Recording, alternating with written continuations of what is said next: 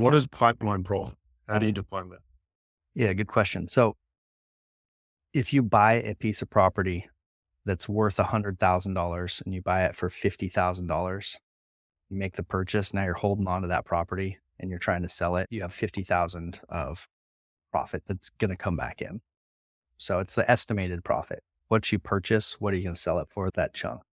The reason we use pipeline profit is because it's more immediate.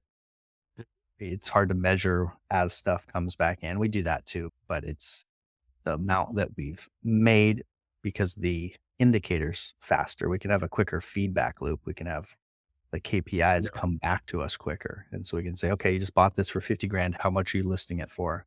Okay, there's about $50,000 in pipeline profit there. Incoming profit might be another word for it. Yep. I guess a good thing with the land business is the margins of a 50 grand incoming profit.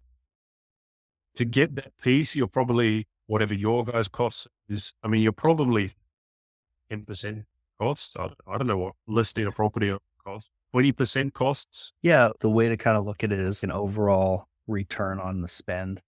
And so it's generally they're looking at 5 or 10x return on their spend. So if they have the call center running, we're 3 to 5 grand, 3 to 6 grand a month, depending on how hard they're going. And then they get that deal and they make 50 grand on it during or they get 50 grand of pipeline profit that month. And it's about a 10x ROAS. Sometimes they'll pull like a 20 grand deal or something and it's closer to 5. There's not many other costs running them. Exactly. There is the marketing costs, which is us, the data. We do the data with scrubbing, all the operations. We're the cost on the front end, basically. And then on the back end, if they use a realtor, there's a 10% fee. If they sell it themselves, it's pretty minimal. Nice. So the beautiful net profit number. And you could argue, okay, well, the net profit or the pipeline profit's 250. Let's be conservative, guys. Or if pipeline profit's 175, Exactly. conservative number. Put that on your credit cards. Let's turn up the gas. Exactly. Yeah, exactly. That's kind of what I said. Hey, dude, the point of this, why we're doing this, I want to help you scale. I want you to crush it. Let's hit $1 million this year.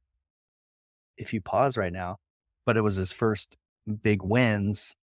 And I just want to get money in the bank and I want to just make sure that I'm not completely off. It's like on my judgment of how much this property's worth. You've bought and sold a lot of land in the past.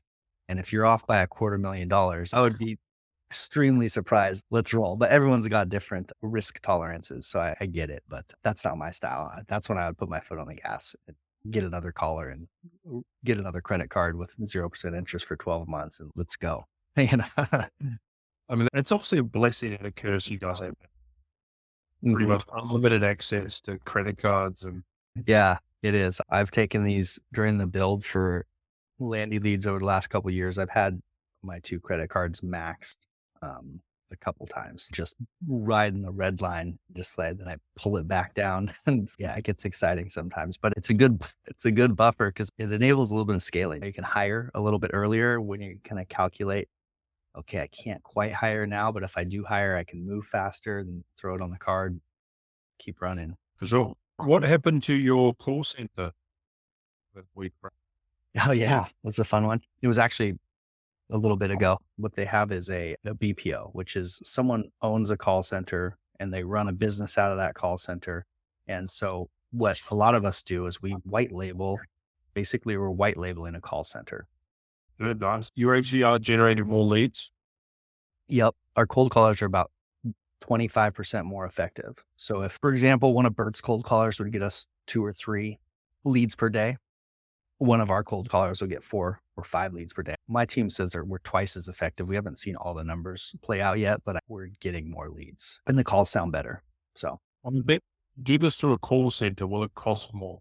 the costs are comparable. So remote, we pay more and we get better. So we pay $4 an hour to each person remote. We were paying $4 an hour to each person in the call center. So the costs are similar. If we go open our own call center, which we might do at some point, then it'll be a higher cost. If we get to 40 or 50 reps, it seems like that's the spot where it pays off to open our own call center. No.